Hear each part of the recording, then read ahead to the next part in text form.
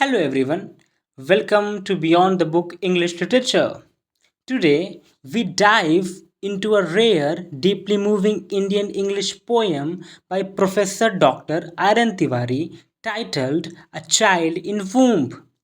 This poem has been compared by scholars like Professor R.S. Sharma to Dylan Thomas and by Professor Andvedi to Thomas Hardy, and for good reason. It is a blend of Indian folk sensibility, modern despair, and existential reflection spoken from the voice of an unborn child. So let's begin our poetic journey stanza by stanza. So the very first stanza is am a child in womb, will not like to be born. A gudya's voice within me does babble. Before this I shall mourn, when mother in the well faced mirrors Sahadia in her lock. The speaker is an unborn child, already aware of what awaits after birth, that is, pain, injustice, and sorrow. He says he does not want to be born, showing a deep existential refusal. Gudia, a folk insect known to resist leaving its mother's womb, becomes a powerful metaphor for fear of life. Sahadia is a traditional herb used in childbirth, suggests a rural setting is steeped in folk medicine. The image of the mother looking into a well is poignant. It's a typical rural practice, but here it reflects mother's silent sorrow, knowing the child's fate. It comes up with the themes of fear of existence, maternal pain, and folk imagery expressing psychological truth. The second stanza is here I'm in soft walled safety. Ever suck a nectar sweet.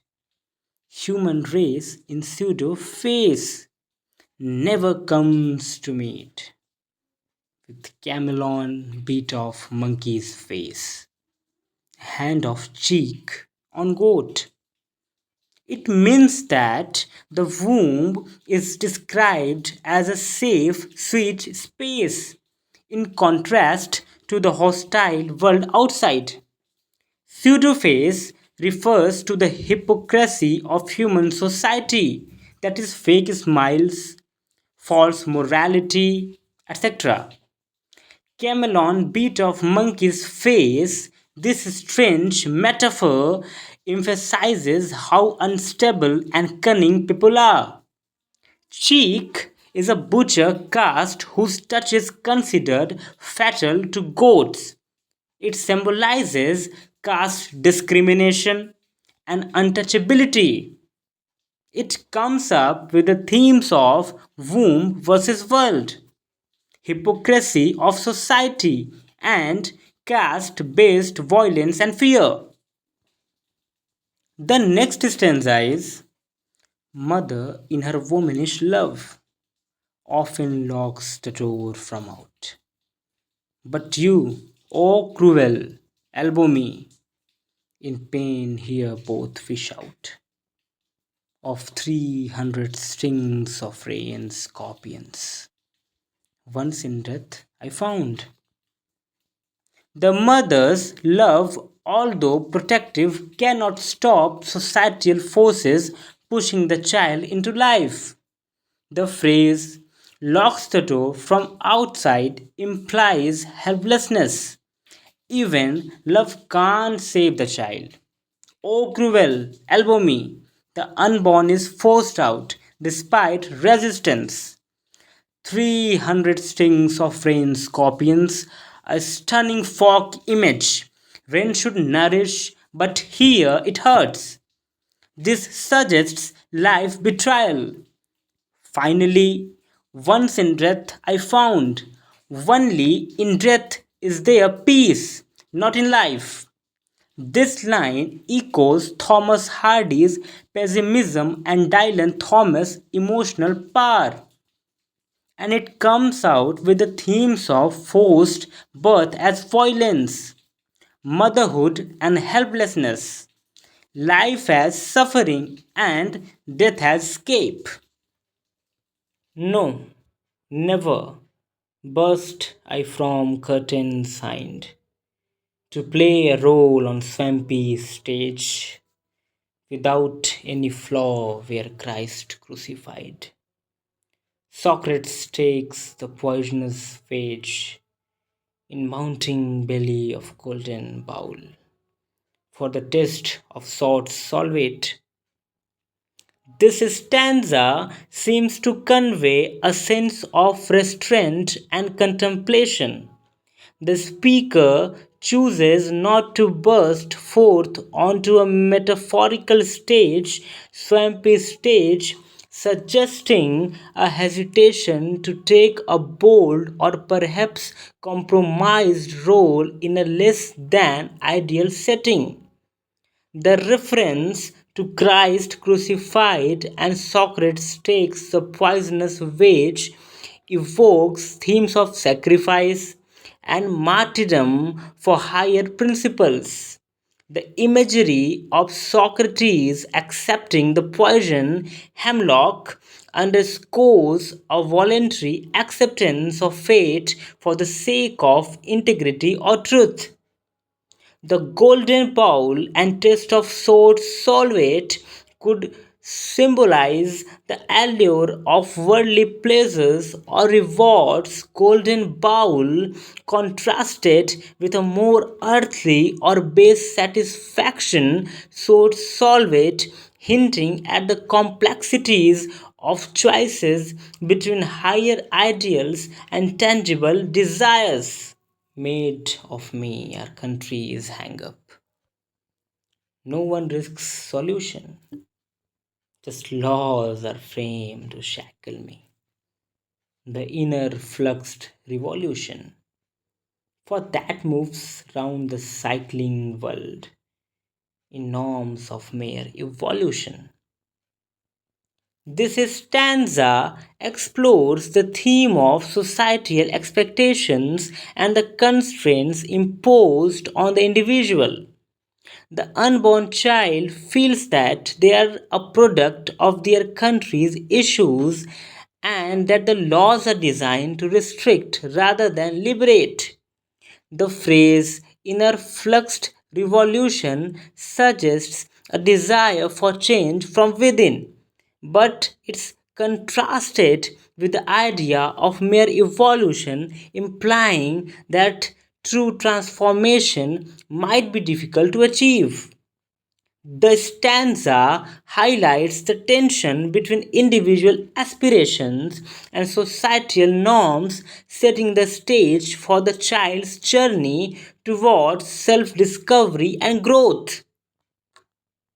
The next stanza is Am I nailed Lahore, bound to back to painful birth, or cloven devilish lock of mine, are buried deep in grabbing earth, where wild works are a wealth of dream, and freedom a dream of day. This stanza is a poignant expression of the unborn child's longing for freedom and autonomy. The child questions whether they are trapped or limited, that is, nailed Lahore, destined to return to pain, or if their potential, that is, cloven devilish lock, is being buried or wasted.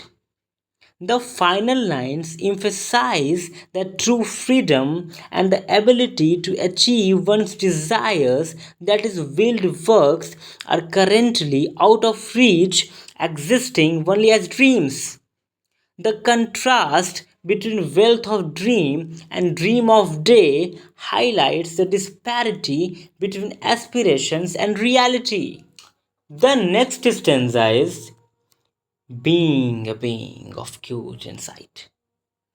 Know my first will open the right to work with that I born.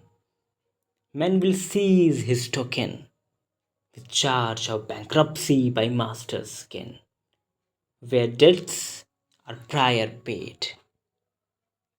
This stanza explores the idea of being born with a certain awareness or cute insight. It suggests that from birth there is an inherent right to engage with the world, the right to walk with that I born. Wherever this right or token might be taken over by others. The line is men will seize his token. And there's a mention of accountability or consequences, charge of bankruptcy under the oversight of a master. The final line implies a context where debt or obligations are prioritized. The next stanza is thus handicapped in rocket flying. Does Hercules save his breath? If haply comes with gorgeous might, with him not will come death. A remote controller for these running pictures. In color TV with video set. This stanza uses the imagery of Hercules in a futuristic or metaphorical rocket flying to question survival and power. It asks if Hercules, symbolizing strength, can save himself in such a scenario. The stanza also ponders if gorgeous might brings death or avoids it. The final lines introduce the idea of control over a representation of life or events, running pictures as if they were being played on a colored TV with video set, suggesting a level of detachment or control over one's narrative.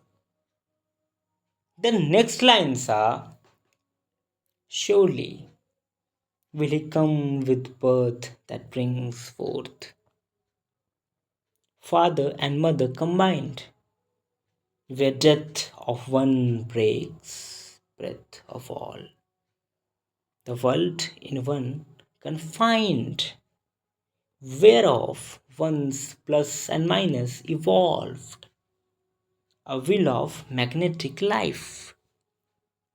This stanza discusses a birth that symbolically unites father and mother aspects. It highlights the interconnectedness of life where the death of one affects all, that is, death of one breaks breath of all, leading to a confined or unified worldview. The final lines refer to the evolution of opposing forces, that is, plus and minus, into will of magnetic life, suggesting a dynamic balance of force in life. The last stanza is so not like but inside of and cries, shut up! Just be my border military man. If you test the drop of nectar, who will bring the poison pan? Moon never inclines the head of serpent free neck, and rose devoid of thorny twig. This line suggests an internal conflict or a voice within that demands silence or restraint. The persona is asking someone to be like a guard at a border, implying a need for protection or vigilance. This metaphor suggests that if one experiences something sweet, that is nectar, someone else might have to face the dangers or consequences, that is poison. The moon doesn't shine on the head of a serpent with a free neck, implying that even in calm or safe swimming situations under moonlight, danger serpent might still lurk but is not necessarily free or unbound. A rose without thorns is an ideal or dream of purity and safety, contrasting with the reality of risks and dangers symbolized by thorns.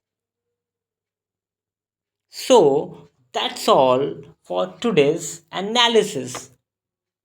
If you like this poem, please give your reviews and feedback in the comments below. We will meet soon with the next poem. Thank you.